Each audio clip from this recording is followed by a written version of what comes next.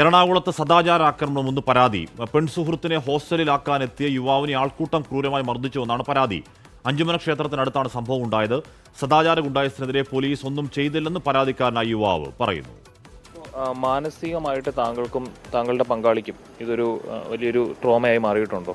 അതെ, ഒരു വലിയ ട്രോമയെന്ന് പറഞ്ഞു കഴിഞ്ഞാൽ എനിക്ക് ഇതുവരെ ഇങ്ങനൊരു അനുഭവം ഉണ്ടായിട്ടില്ല എന്ന് പറഞ്ഞു കഴിഞ്ഞാൽ ഞാൻ കല്യാണം കഴിക്കാൻ പോകുന്ന കുട്ടിയുടെ മുമ്പിൽ വെച്ച് ഒരാൾ അല്ലെങ്കിൽ ഒരു സംഘം ചേർന്ന ഒരാൾ ഒരു പൊതുമധ്യത്തിൽ വെച്ച് ഇത്രയും മർദ്ദിക്കുന്ന സമയത്ത് ഒരു നിസ്സഹായാവസ്ഥയിൽ നിൽക്കുമ്പോൾ പോലീസിനെ വിളിച്ചിട്ട് അവർ പോലും നമ്മൾ സംസാരിക്കുന്നത് നീ പോലീസിനെ പണി പഠിപ്പിക്കേണ്ടെന്ന് പറയുമ്പോഴത്തേക്ക് ഇത് തരുന്നൊരു ട്രോമ ഭയങ്കര വലുതാണ്. നമുക്ക് ശാരീരികമായിട്ടുണ്ടായ ബുദ്ധിമുട്ടിനെക്കാട്ടി വലുതാണ് ഈ മാനസികമായിട്ടുണ്ടായ ബുദ്ധിമുട്ടെന്ന് പറയുന്നത്.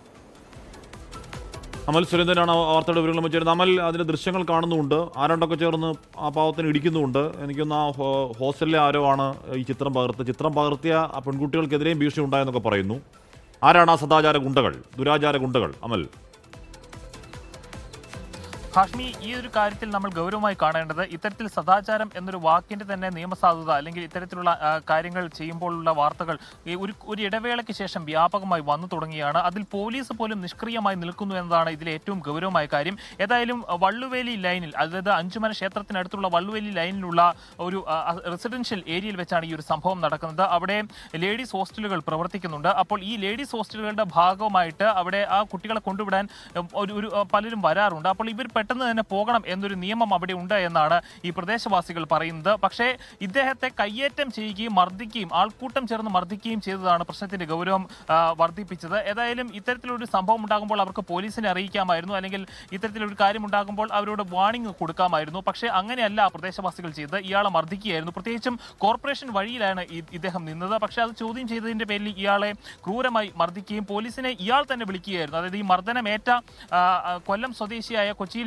സ്വകാര്യ സ്ഥാപനത്തിൽ ജോലി ചെയ്യുന്ന യുവാവ് തന്നെ കൺട്രോൾ റൂമിൽ വിളിക്കുകയും പിന്നീട് പോലീസ് വരികയും അവരുടെ സ്റ്റേഷൻ ലിമിറ്റ് അല്ല എന്ന് പറഞ്ഞ് എളമക്കര പോലീസിനെ വിവരം അറിയിക്കുകയുമായിരുന്നു. പക്ഷേ എളമക്കര പോലീസ് അവിടെ എത്തി ഈ പരാതിക്കാരനെ പ്രതിയാക്കുന്ന തരത്തിലാണ് സമീപനം നടത്തിയതെന്നാണ് ഈ പരാതിക്കാരന്റെ ആരോപണം ഉണ്ടായിരിക്കുന്നത്. ഇയാൾ MDMA വിൽക്കാൻ വന്നതാണ് എന്ന തരത്തിലുള്ള ആരോപണം ഈ ജനങ്ങളുടെ ഭാഗത്തു നിന്ന് ഉണ്ടാവുകയും തുടർന്ന് ഈ പോലീസ് ഇത് കാര്യത്തിലെടുത്ത് ഇയാളെ പരിശോധിക്കുകയും പിന്നീട് ഇയാളുടെ വീട്ടിൽ വിളിച്ചപ്പോൾ ഇവർ വിവാഹം ഉറപ്പിച്ചു വെച്ചിരിക്കുന്നതാണ് എന്നറിയിച്ചതിന് ശേഷവും പോലീസ് ഇവരെ മാനസികമായി ഇവരെ പീഡിപ്പിക്കുന്ന തരത്തിലുള്ള നടപടികൾ സ്വീകരിച്ചു എന്നാണ് പരാതിക്കാരൻ പറയുന്നത്. പിന്നീട് ഇന്നലെ രാത്രി ഇദ്ദേഹം തൃപ്പൂണിത്തുറ ഗവൺമെന്റ് ആശുപത്രിയിൽ അഡ്മിറ്റായി പോലീസിൽ പരാതി നൽകുകയും ചെയ്തു. പക്ഷേ ആ പരാതി സ്വീകരിച്ചെങ്കിലും പരാതി സ്വീകരിച്ചു എന്നതിന്റെ ഒരു അക്നോളജ്മെന്റ് നോട്ട് പോലും പോലീസ് അപ്പോൾ ഇയാൾക്ക് കൈമാറുന്നില്ല. പിന്നീട് നമ്മൾ ഇന്ന് പോലീസിനെ വിളിച്ചപ്പോൾ പോലീസും അങ്ങേയറ്റം മുൻമതിയോട് കൂടിയായിട്ടാണ്, പ്രത്യേകിച്ചും എളമക്കര SHOയുടെ നേതൃത്വത്തിൽ അങ്ങേയറ്റം മുൻമതിയോട് കൂടിയാണ് ഈ ഒരു കാര്യത്തെ സമീപിച്ചതെന്നും ഇത്തരത്തിലുള്ള സദാചാരപരമായിട്ടുള്ള കാര്യങ്ങൾക്കെതിരെ നിങ്ങൾ വാർത്ത കൊടുക്കരുത് എന്ന് SHO നമ്മളോട് നേരിട്ട് ആവശ്യപ്പെടുന്ന സാഹചര്യവും ഉണ്ടായിട്ടുണ്ട്.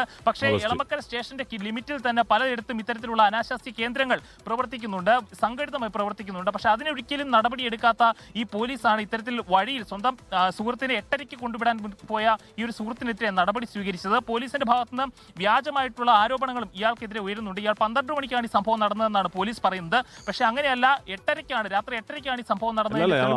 8 മണിയാണെങ്കിലും 12 മണിയാണെങ്കിലും നാട്ടുകാരുടെ തലവേദനയാവേണ്ട കാര്യമില്ല. അപ്പോൾ ആ യുവാവ് തന്നെ പറയുന്നു, അത് ഞാൻ വിവാഹം കഴിക്കാൻ പോകുന്ന പെൺകുട്ടിയാണ് എന്ന് പറയുന്നു. ഇനി വിവാഹം കഴിക്കാൻ പോകുന്ന പെൺകുട്ടിയല്ല, സുഹൃത്താണ്, അല്ലെങ്കിൽ എന്താണ് ഇപ്പോൾ പ്രണയമുള്ള ആളാണ് എന്ന് വെക്കൂ. നാട്ടുകാർക്ക് എന്താണെന്ന പ്രശ്നം? നാട്ടുകാർ ഇടിച്ച് അതിനെ എത്ര പേര് ചേർന്നാണ് ഒരു പാവം പയ്യനെ ഇടിക്കുന്നത്? പോലീസിൽ പറയുമ്പോൾ പോലീസും നാട്ടുകാർക്കൊപ്പം നിൽക്കുക. ലോകത്തെവിടെയായാലും ഏത് സമയത്തും 24 വാർത്തകളും ഓഗ്മെന്റഡ് റിയാലിറ്റി പാക്കേജുകളും എക്സ്പ്ലെയിനറുകളും വിശദമായി കാണാൻ ഞങ്ങളുടെ YouTube ചാനൽ നിങ്ങൾക്ക് സബ്സ്ക്രൈബ് ചെയ്യാം.